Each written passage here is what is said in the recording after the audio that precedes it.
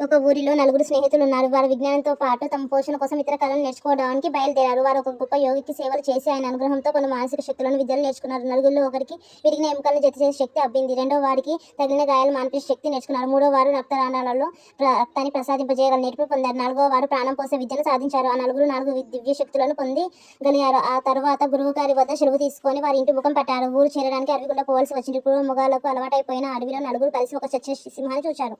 తమ శక్తులను ఉపయోగించుకొని ఈ సింహాన్ని బ్రతికించాలనే కోరిక వాళ్ళు కలిగింది. ఇది క్రూర జంతువు, దీన్ని బ్రతికించే అది మానవులను చంపుతుంది అని ఒకరు చెప్పారు. అందులో ఇంకొకరు, మనము దీన్ని బ్రతికించాం కాబట్టి మనుషులను ఏం చేయదని పని ప్రారంభించారు. ఈ సింహాన్ని బ్రతికించితే అది మనలను చంపుతూ తింటుంది అన్నవాడు చచ్చిన సింహాన్ని ఎముకలను జోడించి పక్కనే ఉన్న చెట్టు ఎక్కి కూర్చున్నాడు.